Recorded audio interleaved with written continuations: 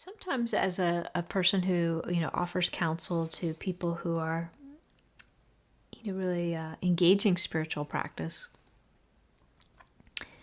I run across people that have really become passionate about a notion of non-duality.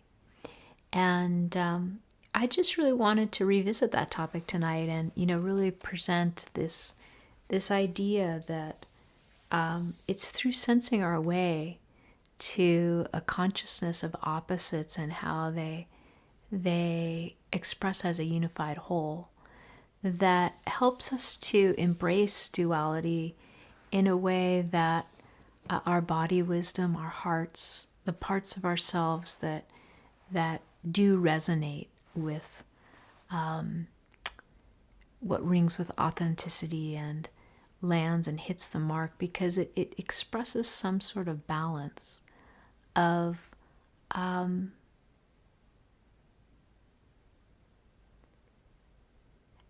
having that sense of getting out of the way and yet knowing the way and engaging the way.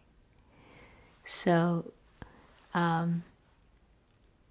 it helps us express that balance of, being willing not to know and have it all boxed up and sort of, narrowed, but also being willing to know. So there's a way that we need not shy away from just simply not knowing, and yet not shy away from being willing to know. And so there's these kind of koans in spirituality, and there's many more that people have written in about surrender versus engaging.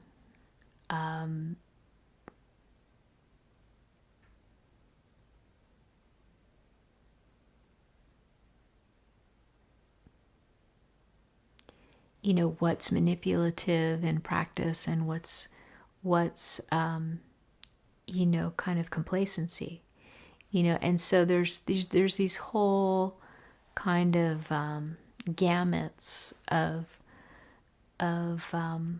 how we can present. And these life koans or life puzzles are sometimes engaged in the mind trying to ferret all this out.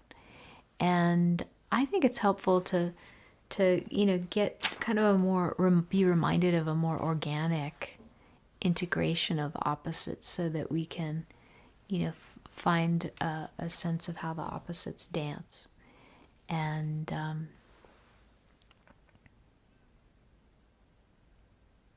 join in an expression of a more harmonious whole. And so sometimes folks are just find that they're in part of the cycle that emphasizes maybe one more than the other. Maybe they're in a more transcendent state, or maybe they're, I remember a long time where I was really in expressing a lot of stillness, and wasn't always so able to, get things done quickly, or have my mind be more at the ready. I was very slow to find my words, and I still have that quality. I've had it my whole life. Sometimes I am a little slower to find my words than other people, but it's balancing itself out, and I think that all of us have times where we visit, one of the ends of the spectrum, and when we're really not fighting exactly where we are, and yet, so we're not resisting it, and yet we're willing to lean in and discover what else there is, then things have a way of coming around, and often patterning our consciousness into a greater sense of balance. So sometimes I talk to people who are really in a state of feeling like this is all a dream and there's no reality to it, or they're in more of a state of feeling like I'm nothing, and then I'll talk to someone else, and and they'll be right with someone who has an experience that really feels difficult, and they'll be right there with them as though it's so very real for that person. And they'll be,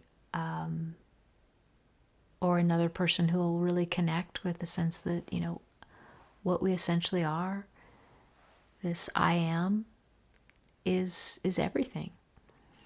And so you get people on the opposite ends of nothing and everything, and it's all so real, or it's all a dream, and other different opposites. But when we're in a certain extreme, sometimes it can feel like the opposite is doesn't exist, or it won't be experienced again, or but typically what I see is there's often integration of opposites. And so as spiritual practitioners who are interested in consciousness, there's that dance of consciousness with form, and that dance of how these dualities of opposites come into harmony. But there's also fundamentally in the pointers that really invite us to shift our fundamental perspective of our identity. There's the pointers that really give us a sense of, we may have these opposites, I'm nothing, or I'm everything, or I'm no one, or I'm someone. And we have that luminous light of consciousness that can look at these opposites, but it's not taking sides.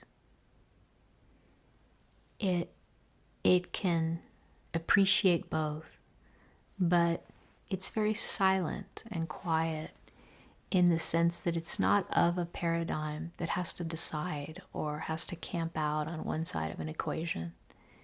That it's all a dream, or it's also real, or that, let's say, I'm worthy or I'm unworthy. There's that which is looking at both. That really teaches us that our minds like to concretize on one or the other, or our persons like to sort of energetically organize around one or the other, or our emotional bodies tend to camp out on one or the other, or sometimes, have a push and pull between the two. But this that is our luminous consciousness that observes both, or our luminous heart that is present to both. Our luminous, hara that is here and listening and available to both is not of that paradigm of division and push and pull. It's by contrast very quiet, or very, very still, very unconditionally present.